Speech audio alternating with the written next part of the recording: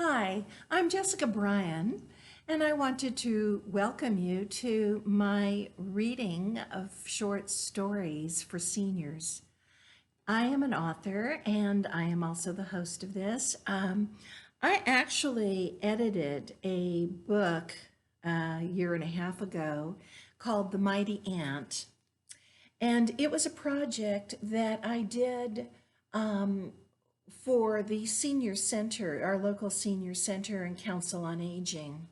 And this book was very special to me because I reached out to fellow authors who agreed to write short stories, very, very short stories, so that seniors could read or listen to them at one sitting and really get the whole story at one time, and then have discussions of what these stories meant to them. And a lot of them evoke memories or good feelings or thoughts of family.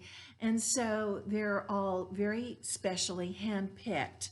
And I wanted to read one of them to you. Actually, I'm one of the contributors of this book as a writer. I love to write. So I wrote a few stories in this book, and one of them that's resonated with a lot of people is titled The Untarnished Heart, and I would love to read this to you right now. So sit back and enjoy. I couldn't wait to spend the money I had earned washing cars. The coins burned a hole in my pocket as I pedaled my bike to the five and dime on the corner.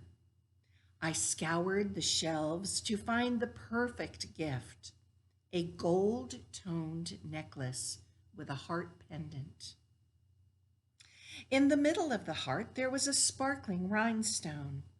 The last minute, I decided on a treat just for me, a giant Tootsie Roll candy. Did I have enough money for both? I quickly calculated. I walked slowly to the counter, still trying to add the two amounts together.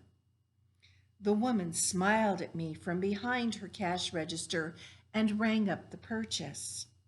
When she told me what I owed, I knew that I had gone over my budget. I had forgotten about the sales tax.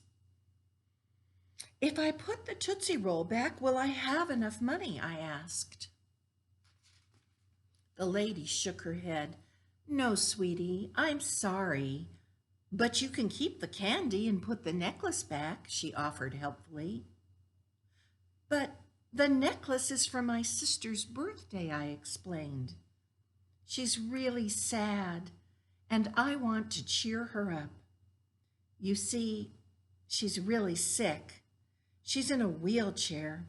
She can't ride bikes with me anymore. I don't need the Tootsie Roll if she can just have the necklace. My eyes filled with tears. A voice behind me asked the woman behind the counter how much more I needed to buy the necklace. 25 cents, the clerk answered. I turned to see a kind and smiling face of a stranger reaching into her handbag and producing a quarter that she placed on the counter next to my money. Then she turned to me and said, Sweetheart, don't let anything tarnish that big heart of yours. Years later, after my sister was no longer with us, I kept her necklace under my pillow. The heart pendant and twinkling rhinestone still shined brightly.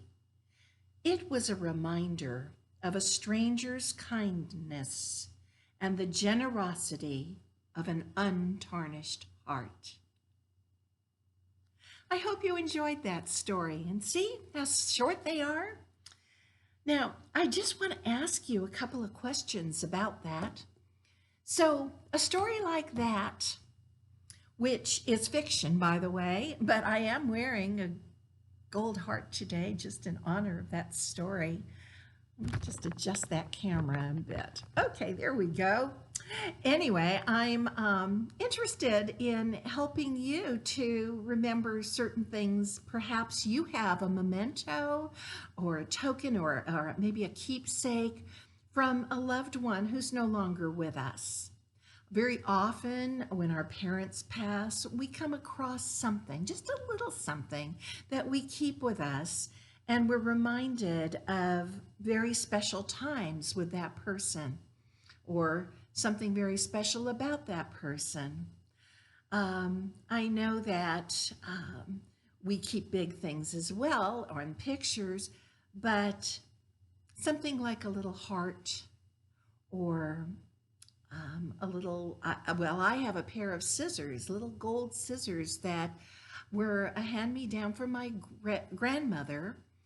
And I remember her using them, and I would watch her as she took they were just very small scissors, about that big, and they were just my size, actually. And I would just stare at them. They were beautifully formed of a bird a bird with his beak, and his beak was the cutting part. And I kept that treasure after my grandmother had passed away. And it was just a little, she used it to trim threads as she sewed, and she was a beautiful seamstress.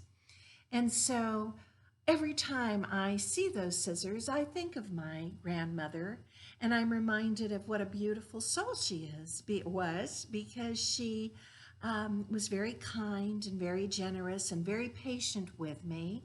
And she showed me how to sew and how to be careful with the threads and mistakes and whatnot.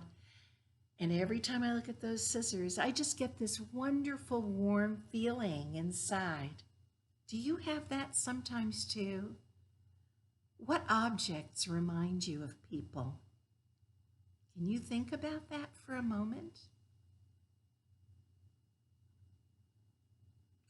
I hope you liked that story, and I hope it maybe will get you to think for just a moment about people that you love.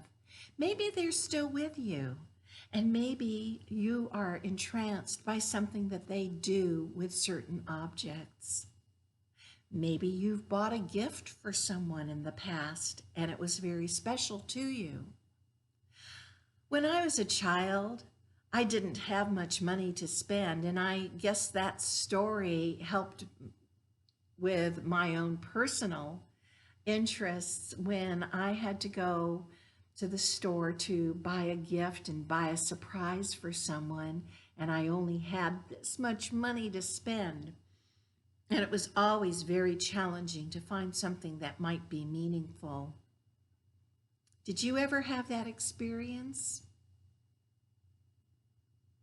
I hope that this helped you to think about something that maybe you haven't thought of for a while.